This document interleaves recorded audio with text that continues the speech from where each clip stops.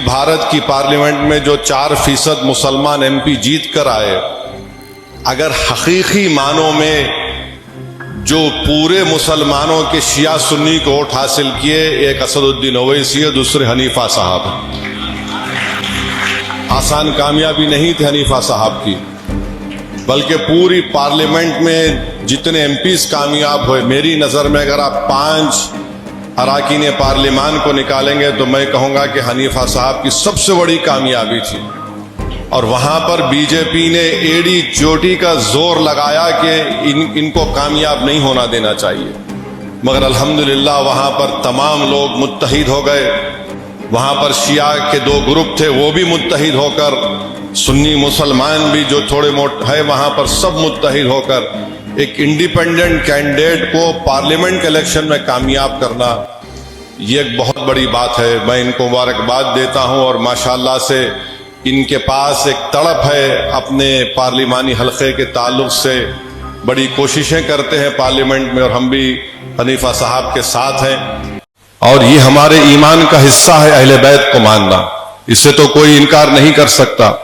मैं पहले भी कहा हूं, आज भी कह रहा हूं कि मुसलमानों में फिक़ी इख्तलाफात हो सकता है शिया सुन्नी में, मगर अहले बैत की मोहब्बत पर तो इख्तलाफ नहीं हो सकता और ना कभी हो सकता है। और अगर जो कोई अहले बैत की मोहब्बत से इख्तलाफ करेगा तो फिर उसमें रहेगा क्या, खोखला हो जाएगा वो। तो ये कोशिशें हमको करना है, ऐसे ताकतों से हमको होशियार रहना है जो हमारी नजरें हमारे दीन के दुश्मन से हटाना चाहती, जो हमारे इस्लाम के दीन के दुश्मन है, जो हमारी तहजीब तमद्दुन हमारे इत्तेहाद के दुश्मन है। और यही बात जो मैं आपके सामने कर रहा हूं, ये कोई नई बात नहीं है, ये हमेशा मजलिस इत्तेहादुल मुस्लिमीन ये बात करती आई है। और मैं फिर से आप तमाम से अपील कर रहा हूं कि हिंदुस्तान में अगर आप देखेंगे सही मानों में कई मुस्लिम अराकीन पार्लियामान कामयाब हुए, मगर मैं ये बात जनाब हनीफा साहब की मौजूदगी में कह रहा हूं जो लद्दाख से एमपी बने हैं और इंडिपेंडेंट कैंडिडेट थे। तो उस पूरी भारत की पार्लियामेंट में जो 4% मुसलमान एमपी जीत कर आए, अगर हकीकी मानों में जो पूरे मुसलमानों के शिया सुन्नी को वोट हासिल किए, एक असदुद्दीन ओवैसी है, दूसरे हनीफा साहब है। क्योंकि इनकी कामयाबी आसान कामयाबी नहीं थी हनीफा साहब की, बल्कि पूरी पार्लियामेंट में जितने एमपीज कामयाब हुए, मेरी नजर में अगर आप 5 अराकीन पार्लियामान को निकालेंगे तो मैं कहूंगा कि हनीफा साहब की सबसे बड़ी कामयाबी थी। और वहां पर बीजेपी ने एड़ी चोटी का जोर लगाया कि इनको कामयाब नहीं होना देना चाहिए, मगर अल्हम्दुलिल्लाह वहां पर तमाम लोग मुत्तहिद हो गए।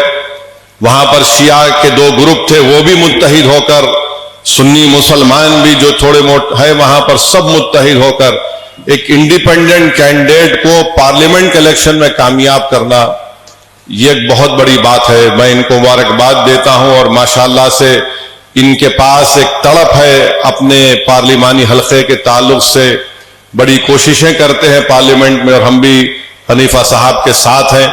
मैं अभी उनसे बात कर रहा था।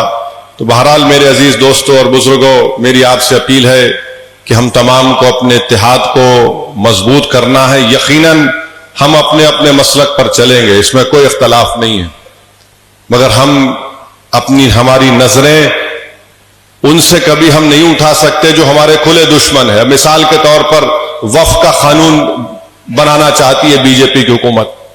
अगर खुदा ना खास्ता ये कानून बनेगा तो ना सुन्नियों के पास कुछ बचेगा, ना शियाओं के पास कुछ बचेगा। हर चीज हुकूमत उसको कब्जा कर लेगी, हासिल कर लेगी। मगर मैं आपको जिम्मेदारी के साथ बोल रहा हूं कि 99% सुन्नी और शिया इस वक्फ बिल की मुखालिफत कर रहे हैं।